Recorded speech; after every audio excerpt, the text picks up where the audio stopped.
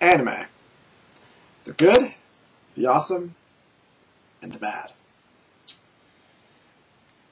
And I suppose you could say I experienced and was first introduced to anime right about the time when anime was really coming to the forefront of being accepted into the film medium.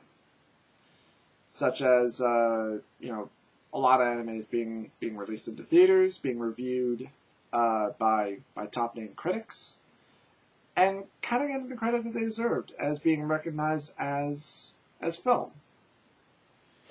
This is one of the first animes that mostly I'm just going to show you a little bit of my collection, and then I'll talk about as much anime as I can understand it for you as I can.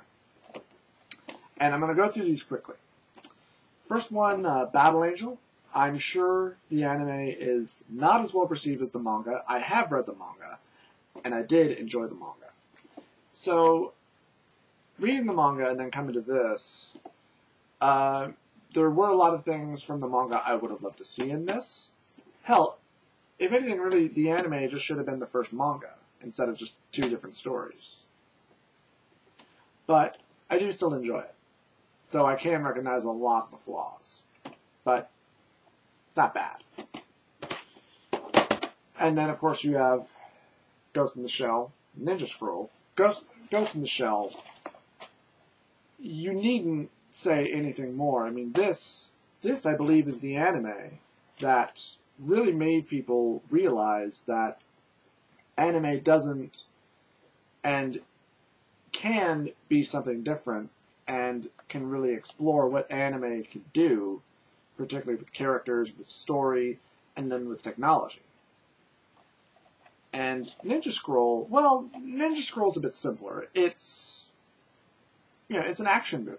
It's got ninjas, it's got, I think, a little bit of magic, though I don't think they even call it magic in the series. But Ninja Scroll is pretty simple.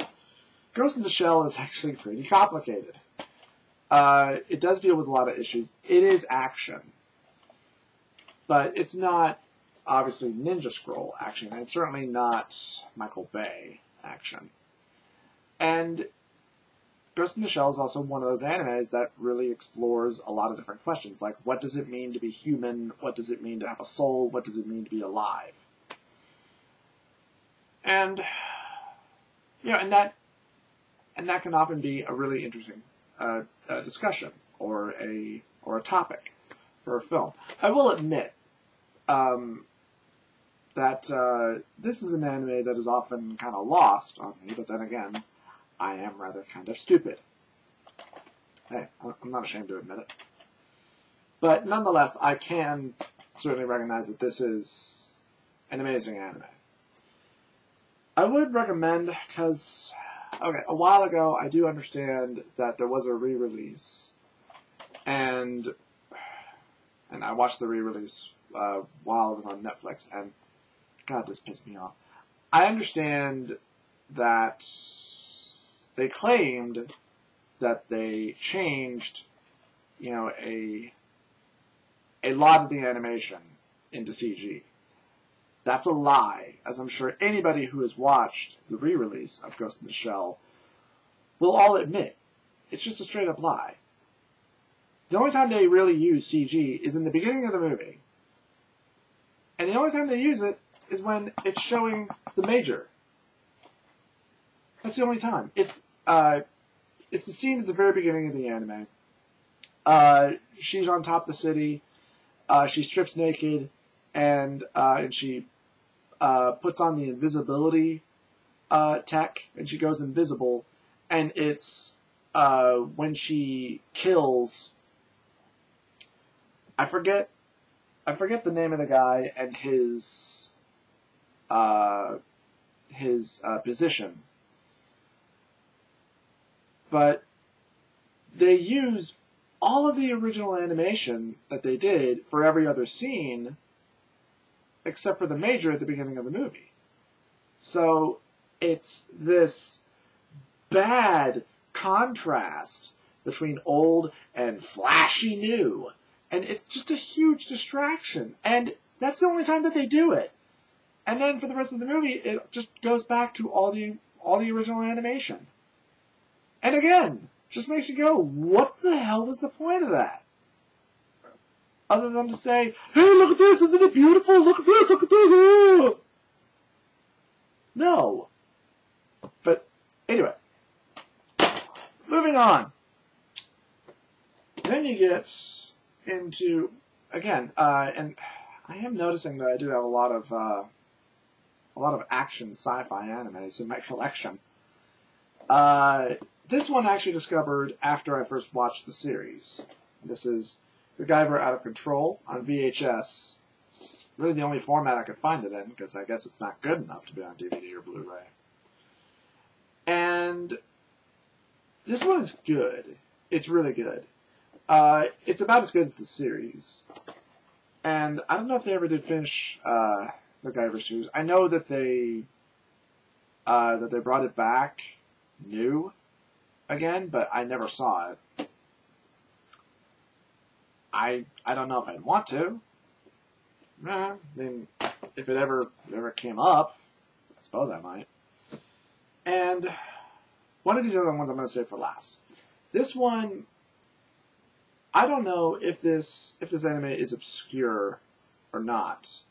And quite frankly, I hope that this anime has about as much popularity as it deserves.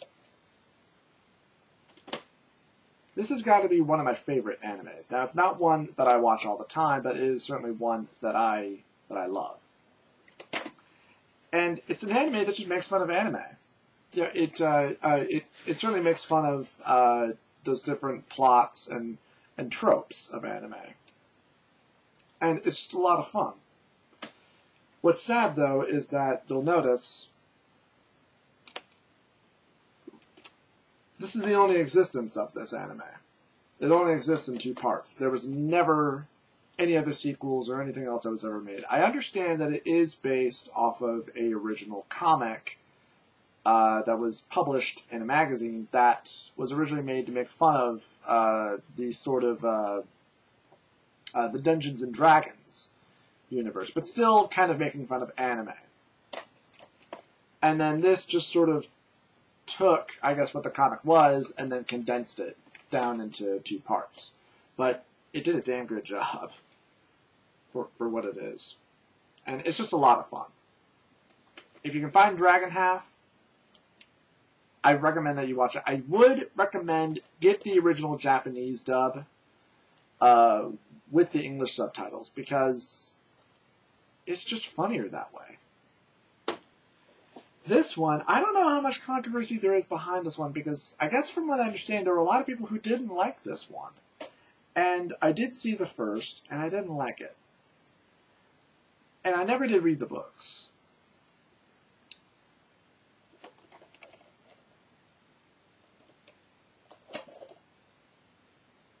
And I didn't like the original because, first of all, I didn't like the look. I thought, a lot of the animation looked like it really hadn't aged very well. Everything looked grainy. It looked like something that was made in the 70s, and I think the anime was made, in the 80s. I think.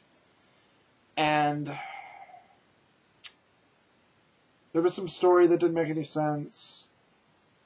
There were some characters that weren't very well developed or explained. There was some dialogue, and voice acting was not very good. And there's a lot of things like certain stories that are introduced and then later dropped and never brought back up again. But really, but obviously, if you want a better detailed review of the original Vampire Hunter D, you can check out Bennett Sage's show, Anime Abandoned. He does a much better job than I ever could. And hell, there's probably be a million reviewers or online people who could do a much better job of reviewing something than I ever could.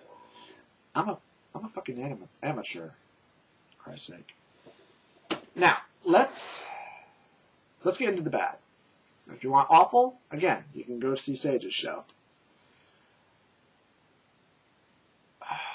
bad anime, for me, at least anime that I hate, is anime that always carries a trope. And it's this one trope that I just despise. And it's a trope that was a part of a series. And that's Dragon Ball Z. And that trope I call the DBZ complex, where it feels the need to bring out overly ridiculous powers that either miss or don't work. Because that's usually always how it went in DBZ. The one episode I remember that kind of started that feeling for me, and I forget exactly who it was he was fighting. I think it was the hero of Dragon Ball Z, and I don't care which one. I really don't. He was fighting Vegeta, I think. And he's going to create either the Spirit Ball or the Spirit Bomb. Whatever it was. It's a cool name. And it takes him, I don't know how long in order to form this thing. This thing's almost like the size of the planet. And what's so goddamn stupid about this is he powers it up, he throws it at him, and all of that build-up, and it missed. Either it missed or it didn't work.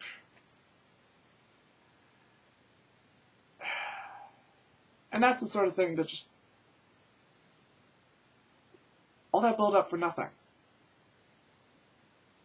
Again, what the hell's the point?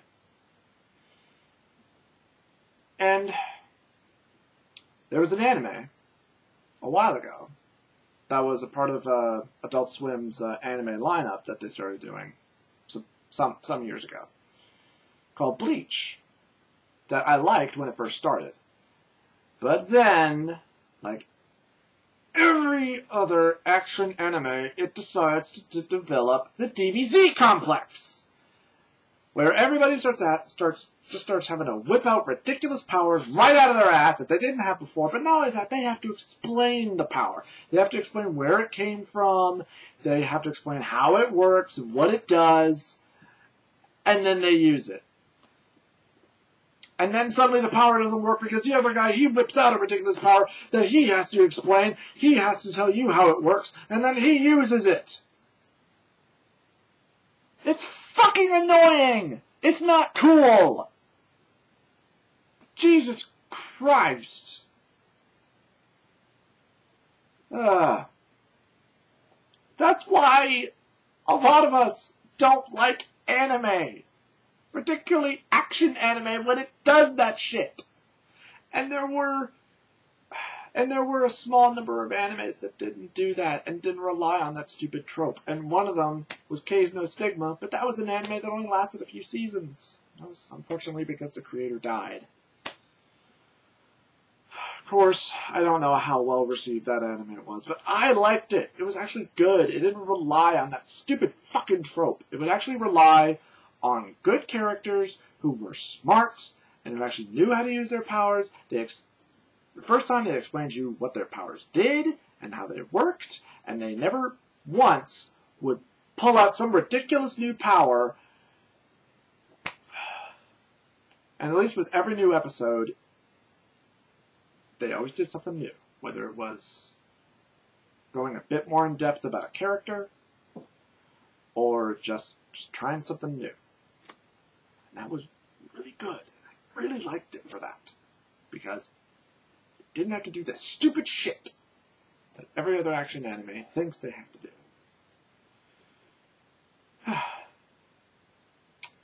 And while I'm talking about that, I'm going to talk about another anime that didn't use that trope, but it did lose me. But it wasn't because of that trope. And that was the anime Death Note. An anime that I liked when it first started. And it had a really interesting idea.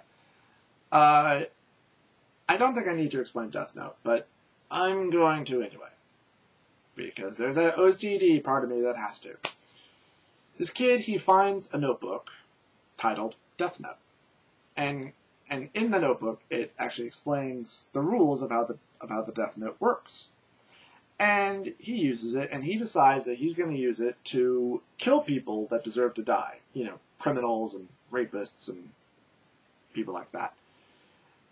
And he, or at least this idea of him becomes discovered, and the police intend to stop him. The anime loses me because he decides to become evil. And he decides, I will rule this world, and da-da-da, and I will become God, and...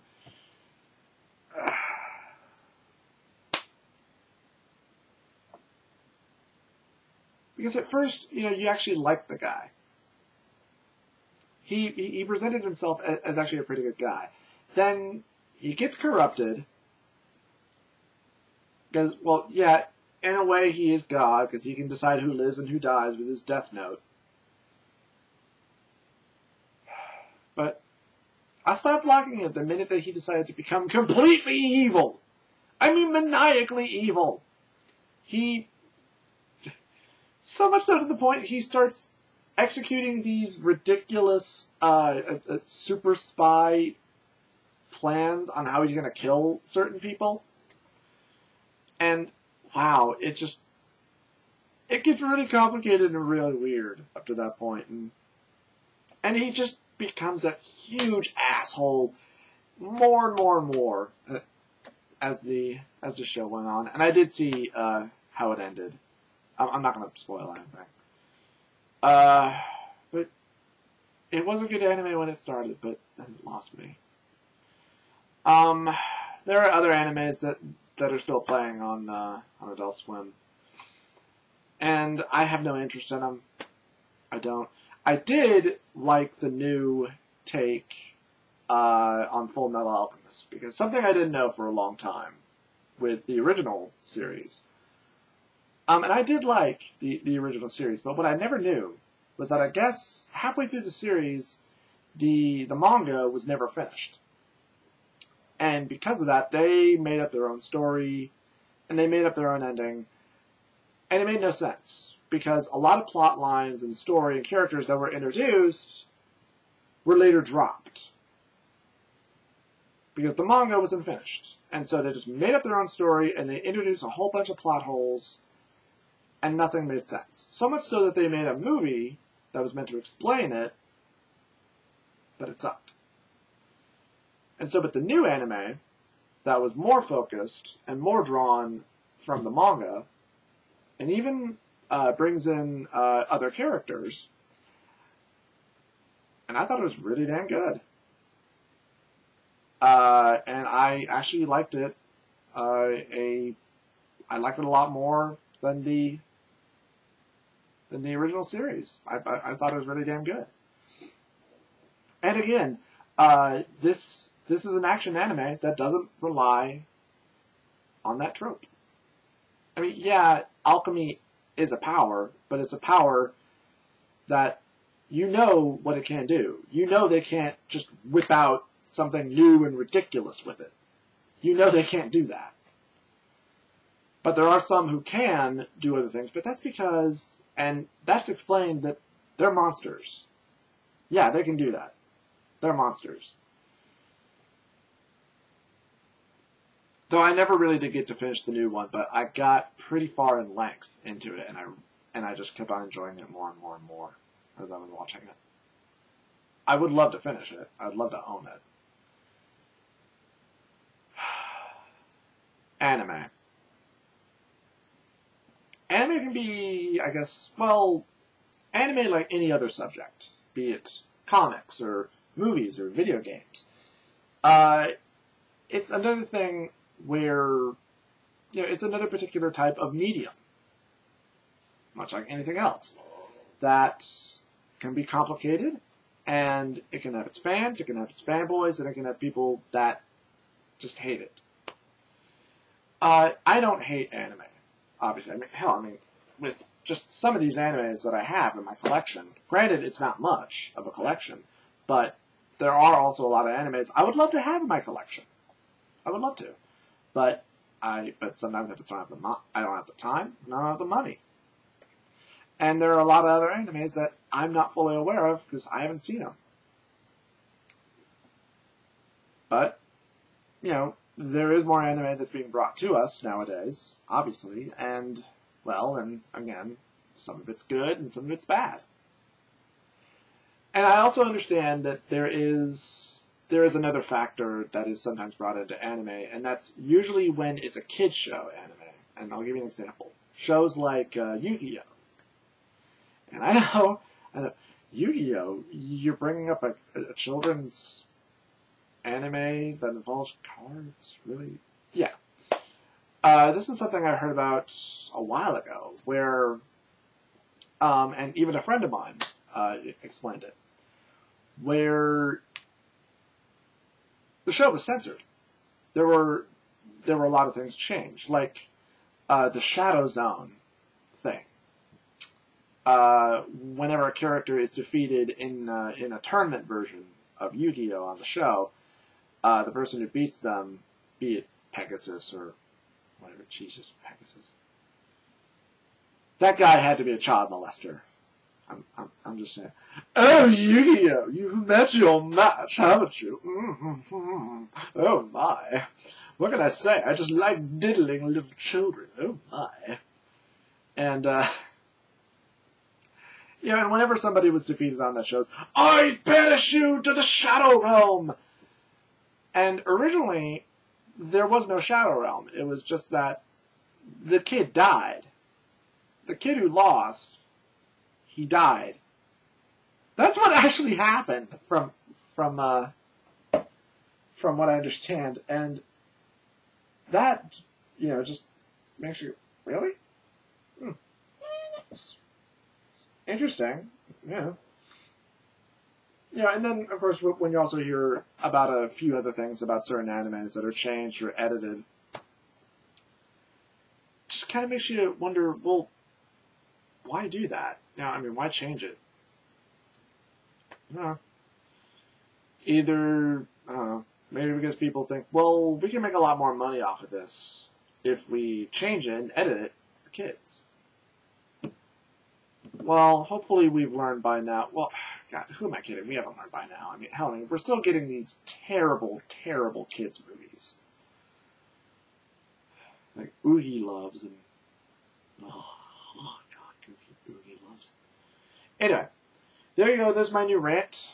This is my new and latest rant about a new particular subject, a subject that I do love, but much like anything else, you will get into a rant from time to time when you do talk about it.